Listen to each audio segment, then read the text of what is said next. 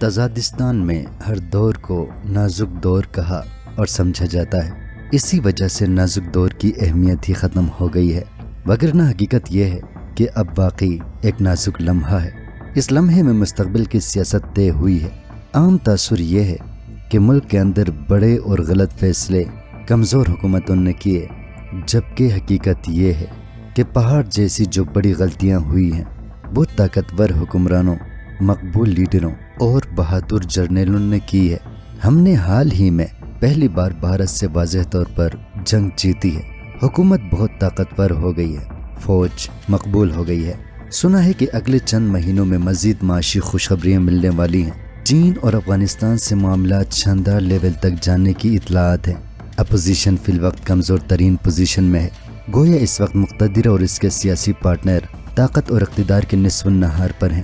انہیں بظاہر کوئی بڑا چیلنج درپیش نہیں.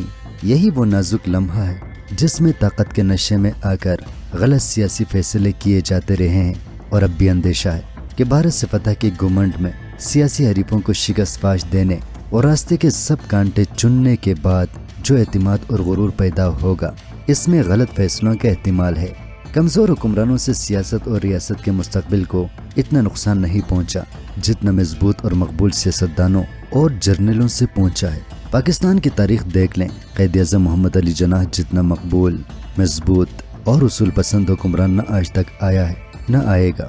لیکن انہیں مس گائیڈ کر کے 2 صوبائی وزراء اعلیٰ کو رخصت کروا دیا گیا. یوں منتخب حکمرانوں کو گھر بھیجنے کی روایت پڑ گئی. نوابزادہ لیاقت علی خان پاکستان کے بانیوں میں سے تھے. قائد ملت کہلاتے تھے، مقبول بھی تھے، مضبوط بھی. پارٹی کی صدارت اور وزارت عصمت دونوں کو اپنے پاس رکھ کر انہوں نے غلط روایت ڈالی جس سے آج تک چھٹکارا نہیں مل سکا. گورنر جنرل غلام محمد خادم ملت کہلاتے تھے. دنیا بھر میں انہیں پاکستان کا مرد آہن کہا جاتا تھا. انہوں نے قومی اسمبلی توڑ کر اسمبلیاں تحلیل کرنے کی غلط روایت کا آغاز کیا اور پھر اپنا اثر رسوخ بروئے کار لا کر جسٹس منیر سے اپنی مرضی کا فیصلہ بھی کروا لیا. یوں نظریہ ضرورت کی بنیاد پڑی اور اصولوں پر فیصلے مفقود ہو گئے.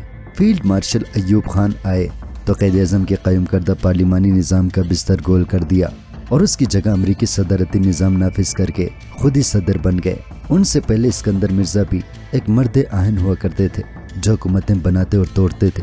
انہوں نے 1956 کا آئین منسوخ کر کے خود ہی جنرل ایوب کو وزیر اعظم نامزد کیا تھا، یعنی خود اپنے اور اپنے بعد آنے والے تمام سیاستدانوں کی قبر کھودی تھی. یہ نظام ایک ہفتہ بھی نہ چل سکا اور اسکندر مرزا کو ان کی یار غار ایوب خان نے ہمیشہ کے لیے برطانیہ جلا وطن کر دیا. ذوالفقار علی بھٹو نے آئین دیا، عوام کو جمہوری شعور دیا، مگر ان کا اپوزیشن کے ساتھ سلوک آمرانہ اور ظالمانہ تھا. جنرل ضیاء الحق نے تو اپنی طاقت سے ریاست کے نظریاتی، سماجی اور سیاسی تاروپود ہی بکھیر ڈالے. جنرل مشرف آئے تو ایک آئیڈیل بلدیاتی نظام لے کر آئے، مگر ایک جعلی اور غیر مقبول جماعت کی سرپرستی انہیں لے ڈوبی. یہ تھی طاقتور حکمرانوں کے خلاف چارج شیٹ کہ کس طرح انہوں نے جمہوری سیاست کو آلودہ کیا اور طاقت سے ملک کو بہتر بنانے کی بجائے اسے خراب کر گئے.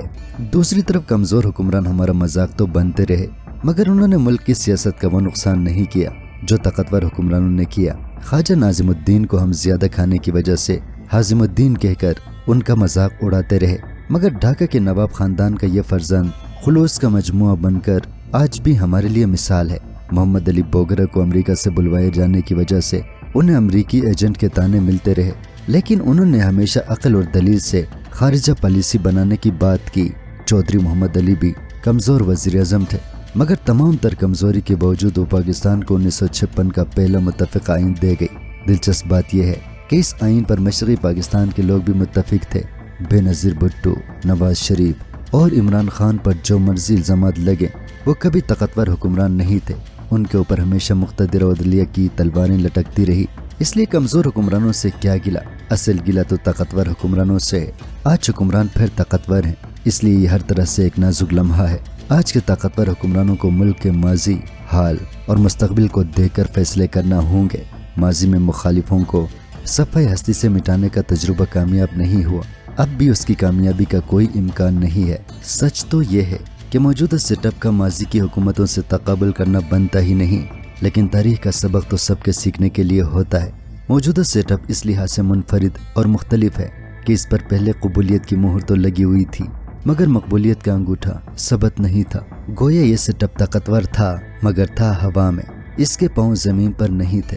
पाक भारत जंग ने इस सेटअप को मकबूलियत से भी सरफराज कर दिया है। ये सब अब कबूलियत और मकबूलियत दोनों का मुरक्का है। ये मौजूदा वक्त में बहुत ही ताकतवर हैसियत का हामिल है और चूंकि माजी में ताकतवर हुक्मरान ही गलत फैसले करते रहे हैं, इसलिए ये नाजुक मरहला मुल्क के लिए इम्तिहान का है। लीडर की दानिश इस लम्हे में किए गए फैसलों पर मुनहसर होती है। पाकिस्तान इस वक्त सफारती और दिफाई लिहाज से कई बरसों के बाद उरूज पर है, मगर ये उरूज चंद माह रहेगा और इसका इन्हिसार हुक्मरानों के उन फैसलों पर होगा जिससे वो उरूज को तादेर बरकरार रख सकें। अगर अंदरूनी इस्तेहकाम और माशी इस्तेहकाम कायम रखने में देर की गई तो वक्ती उरूज फिर से मायूसी और जवाल में तब्दील हो जाएगा। जंग में फतह से जज्बात बदले हैं, सियासत नहीं बदली। तासुरात में तब्दीली आई है, तलख हक़ाइक़ में कोई तब्दीली नहीं आई।